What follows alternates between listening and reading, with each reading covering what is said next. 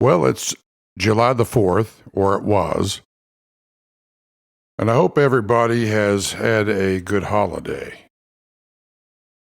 I hope that they thought about what the holiday was about and enjoyed celebrating what this country is supposed to be about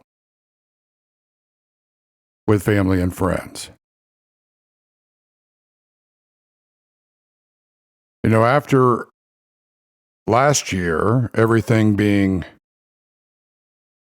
basically held hostage by whatever it is you want to call the COVID 19 crisis, one would hope that you were able to enjoy this year with less fear and confusion. Having learned a few things about what's really important and being shown many things about what we need to address in this nation for the good of all the people in the nation. Now, my hope is that there are many who no longer have blinders on and see exactly what it is we're actually dealing with in our times. So, as we were celebrating our country, celebrating July the 4th, our adversary, China, was exalting themselves all the way to the heavens, touting the success of 100 years of autocratic rule by murderous, bloodthirsty, duplicitous, lawless, corrupted ideological dragons of the kingdom of Mao. Now, the CCP, having decided to showboat for their 100 years, probably spent the last 25 of them developing the whitewash that they had to apply in the past week before they actually celebrated their glorious arrival at the peak of their self-delusion. Now, some may think I'm being too hard, right? I don't have any hatred towards the Chinese people. What I utterly despise is the Chinese Communist Party. I hate them. I don't hate the individuals, the people. I hate the party. All it is the Han Dynasty rerun, wrapped up in the emperor's new clothes of the CCP. Now, keep in mind, while the world is congratulating the CCP on 100 years, this is a regime that killed anywhere from 80 to 150 million of their own people. They have never, ever taken responsibility for that.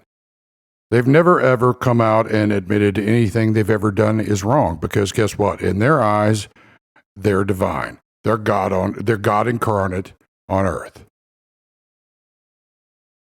Now, how I view them is they're hell incarnate on earth, and they've risen for the last time.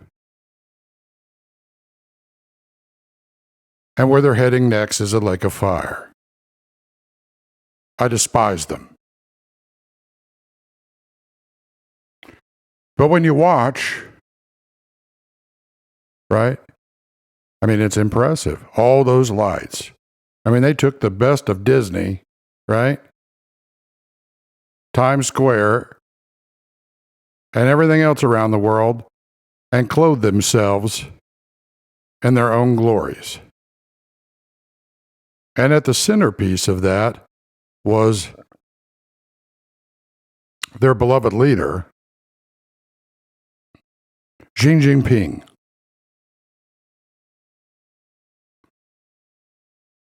Now, what was interesting is that he decided, I guess,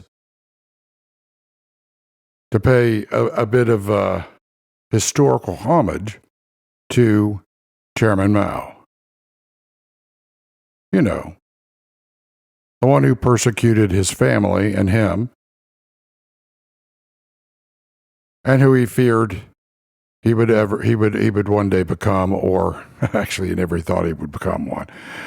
But he became the very thing that he actually feared most, right? I did a whole talk about this a few days ago. And he talked big. He was an idol that spoke. Quite amazing. I mean, it's amazing to see delusion in action and an absolute and total inversion of reality and total lies, coupled with absolute arrogance and pride, and backed by fear, insecurity, and fragility and terror. So, what they came up with after 100 years is basically what everybody knew they were then, and they're returning back to. But they're wealthy, right? They're successful. They've got brand new shiny cities, and they're building armaments as fast as they can pump them out, right? Because they are God on planet Earth in their own minds. They are above all things. Well, I can tell you what, they're not. But they can believe that all they want. They will still pay the consequences. Now, all of you fools in corporate America and around the world that have basically helped build China and bend a knee to them like they're God on earth for you. Well, I can tell you what, you're going to go down the same way they are.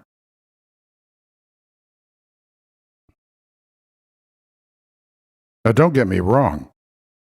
It's impressive what they've been able to do.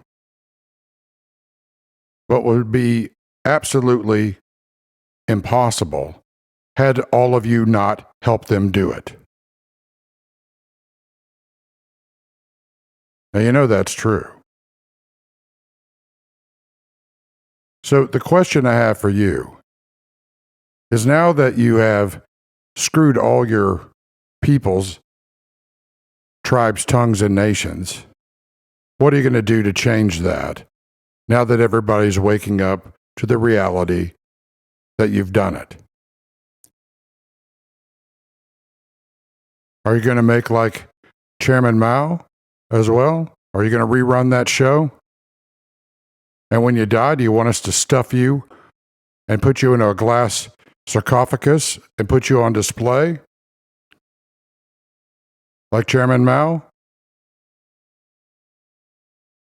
You know, Chairman Mao wasn't God either. That's why his corpse is still in a glass sarcophagus on display, just like Lenin and the rest of the godless whores.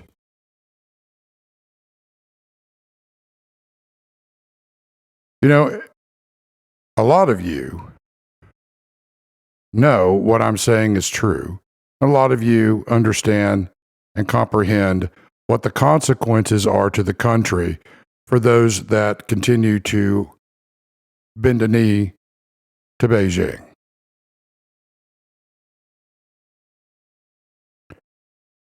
But I suppose that they bought into the same lie that is so prevalent in the mainline churches in Beijing and the rest of China in the Three Self movement. Because God is the CCP, it's the state. So I see those churches as apostate. Of course, they persecute their own brothers and sisters, if they were ever brothers and sisters to them at all, who refuse to bend a knee to the Three Self church movement and the state. So, one of the things that really turned me the most against China was when they started really cracking down again on freedom of religion and speech. And they decided they had enough technology from Western companies and leaders who had prostituted all of the rest of us to them to create their Hegelian Marxist utopia. Of course, which is ruled by the elite in China, which is really the Han Dynasty, resurrected in CCP clothing. How very clever. See, there's nothing new under the sun here. It's all just reruns. I guess you'd have to actually know history. And you'd actually have to care about what is true to actually investigate such things. And you'd have to accept them as real. And that means that some of the things that some people want, which are in line with what the CCP and those that are aligned with them want, right? Which is a counterfeit of everything real and true. You would have to deny history, just like they do. Now, it shouldn't surprise anybody that those who do that are also, just like the CCP, they've adopted the nature of the CCP, which is a dragon, a snake.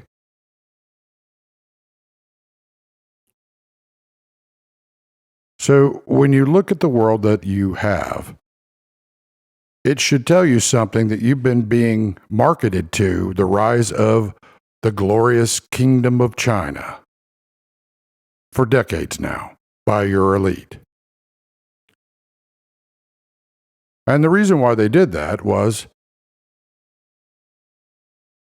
they were setting you up as they were making money building China. They were building their idol. It's just a nation-state-sized idol. They're no different than the pagan that cuts down a tree and carves it into an image and then bows down before it. And the reason why is that not only did they get to do whatever they wanted to do there, but on top of that, they made a hell of a lot of money. And because money is congealed power and time, they got power, influence with their wealth. And they got increasingly more control over you and yours. So you got sold a bill of goods. They told you you were going to have a service-based economy. Well, you surely do. You're serving them. And then they're serving you to themselves as they devour you, having made merchandise out of you.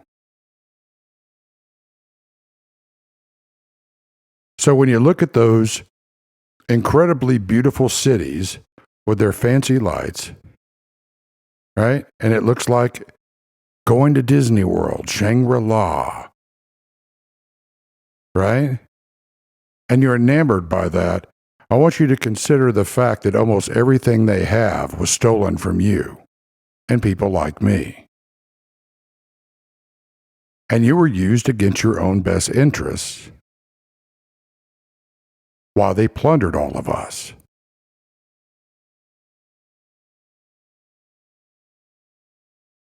Consider that. Think about what I'm telling you. So now they want your children, and they want the rest of your country, and they've got claws in you. And meanwhile, they've been flooding your country with pharmakia, with drugs, through third parties that have killed hundreds of thousands of your fellow citizens. Well over 1 million. And that's even before we get to COVID. The cascade effects from that are innumerable, and so are the deaths and the damage done. You see, they have been waging war against you, most of you, for the entirety of your lives. There's a cost for greed. There's a cost for avarice and hubris. There is a cost for being deceived and choosing a lie. And when it is your leadership that led you there, the costs usually wind up being paid at a graveyard, on a battlefield, with your loved ones, with your friends, your family members, your brothers and sisters.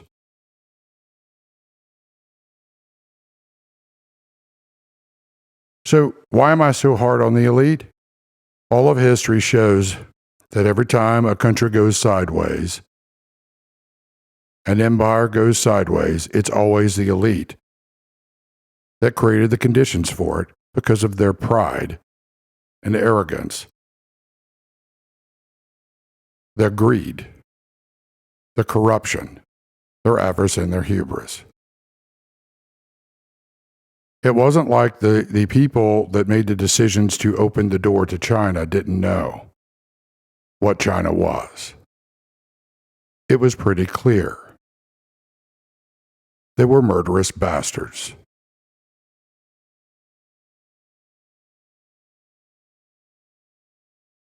And they didn't stop to think, apparently, that the open door policy to China that Mao came to them with was a reverse rerunning of what had happened in 1901.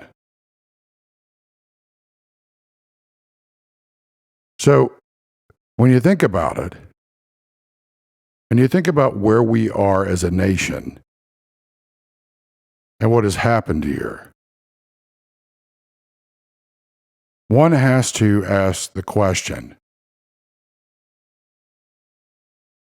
how it is that you have been so complicit, complacent, abused, brainwashed, deceived, and forced into compliance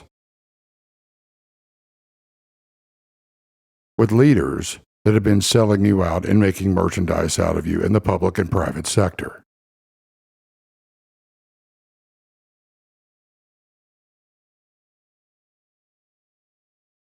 So the question is now, where do we go from here?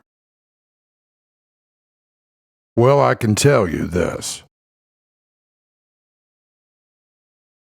Wherever we go from here is not going to be easy.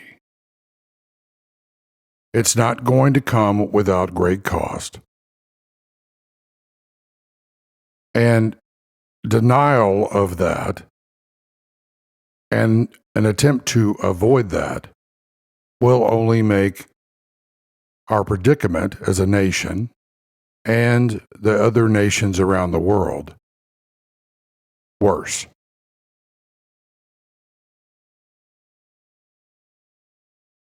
Now, as for Emperor Xi Jinping,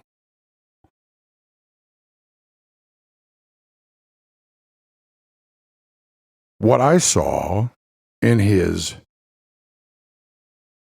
diatribe, in his almost robotic speech, was weakness, fear, delusion, pride, arrogance, and a pandering to the PLA and the rest of the CCP.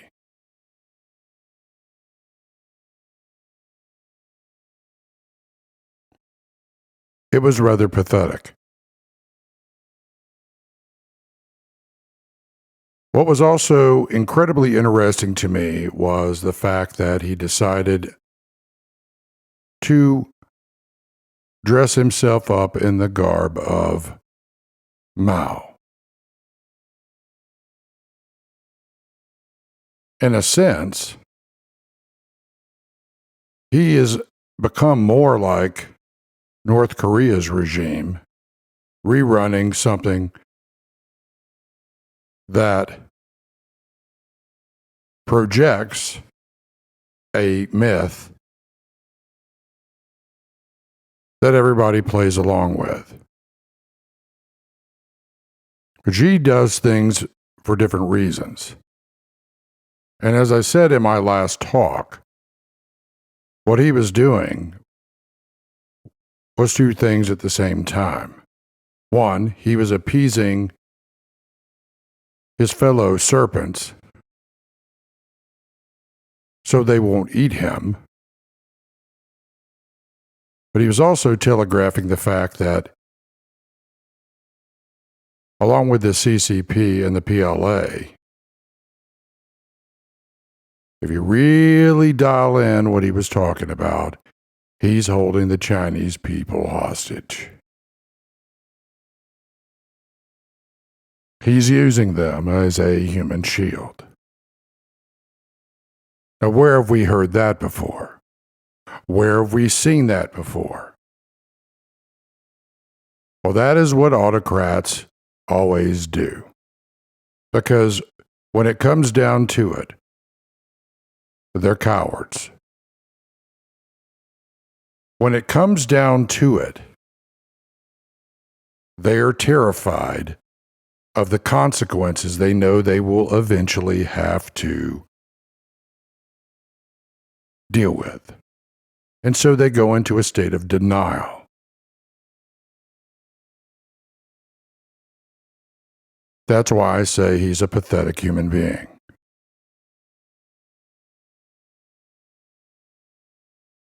He's clever, he's cunning. But he's diabolically evil. And he's pathetically coward-like.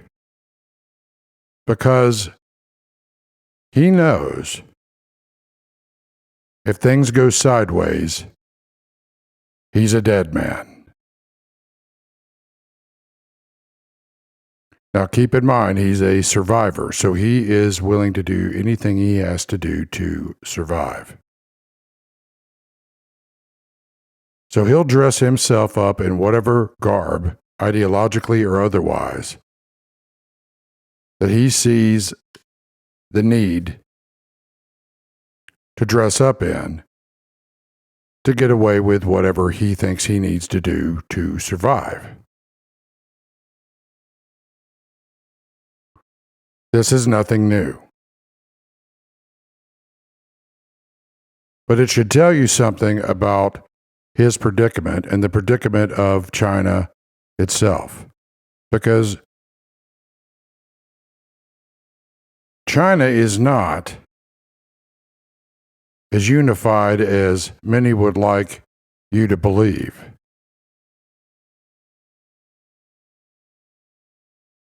And here's another predicament that they are in the CCP.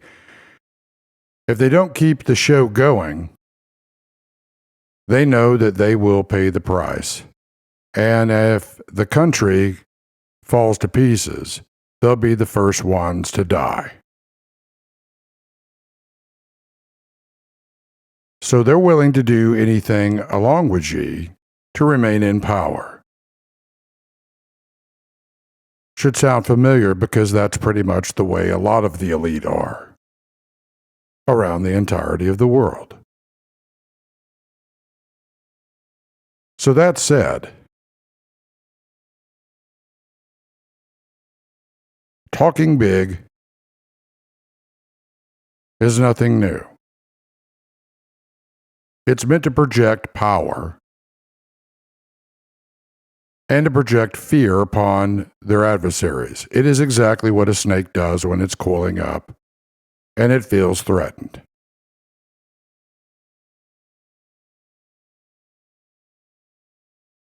But it keeps creating the conditions to be threatened in their own minds by how they treat everybody else.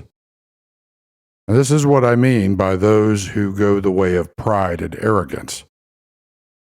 Ultimately create the conditions for their own fall. It's pathological. And so, as the situation with Xi and China, especially emerging out of COVID-19, well, this is their big party. I mean, think about it. Think about the timelines. Do you really think that this is all happenstance? Because if you do,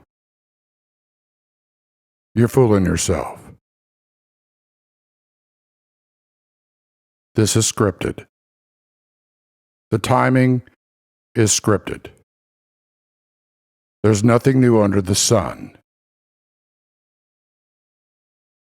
And so what you are observing is on a timeline. You see, Xi and the CCP are control freaks.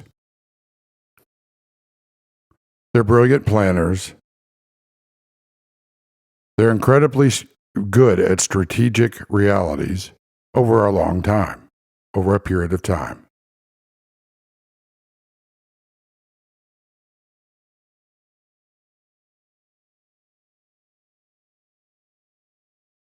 What they're not real good at is tactically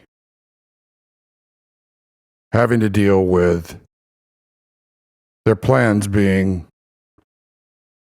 moved off their timelines. What they don't like is unpredictability. They want everything controlled. It gives them the illusion of godlike status. It makes them feel powerful. It soothes their seared consciences. So anything that does not conform to their standardization, their harmonization, their normalization upsets them because they want predictability. Predictability is control of them and is a benchmark for success. That's in governance, right? So control freaks always want that predictability. Now, what they want in others, right? What they want to create in others is chaos and confusion and fear. So they look stable, right? That's part of the deception. So they create the conditions in other nations, like what's happened here in the United States, with lots of help from our elite, for chaos and confusion and fear and manipulation of the people through all kinds of machinations and intrigues, so that they then point out what they created and go, well, look at them. Their system isn't working. Those people shouldn't be in any position of power over anybody. Look at us. We are stable, predictable. Now, it may cost you any freedom and liberty that you have, but we're peaceful. We're not like those guys over there in America. But yet, guess what? It's smoke and mirrors. They're deceiving you. They're engaged in the Hegelian Marxist Game of Thrones. They are liars and deceivers. And they're thieves and plunderers. They're accusers and slanderers. And they refuse to take responsibility for their own actions and deeds. But they will surely put it on you, which is exactly what they've done. And they use people in all of your nations and in mine here in America as proxies to do their bidding. That's how the game works. But it's a deadly game. So when you think about where we're at and what is occurring, the levels of stress that everybody is under, the confusion, the fear, the chaos, right, is meant to wear down, wear out, and force compliance.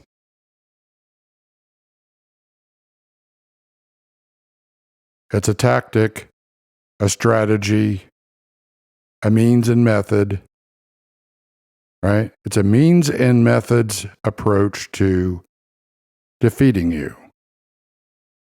That's what I mean that they're very clever. They don't want to fight a war with anybody who's at peak strength. They want to wear you down, compromise you, poison you, create confusion, chaos, fear, and division among you, so that if they ever have to go into a obvious kinetic war against you, they've already wired you for destruction. You see, they're not the only ones that can play that game. They've actually fractured themselves in doing that this time. And because they address everything and they make their judgments upon how things appear, they have assumed wrongly that everybody else does as well. Now, most people in this world do judge things by how they appear on the external.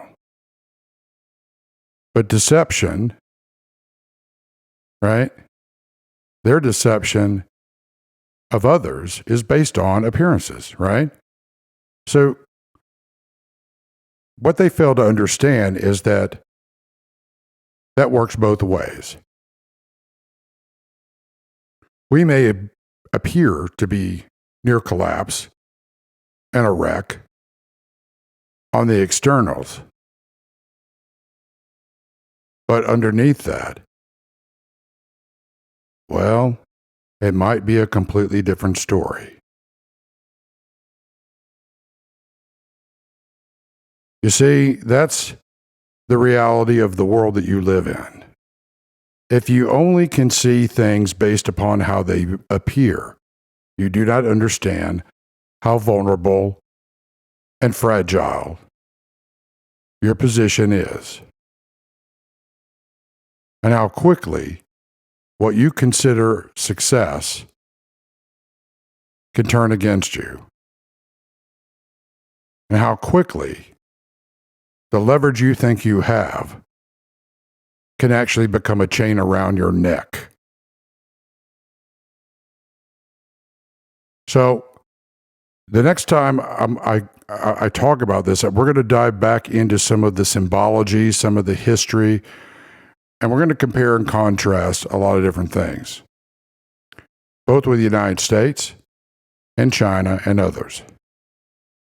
So I want you to consider what we've talked about tonight in light of the timing, right, of when the CCP chose to celebrate their centennial.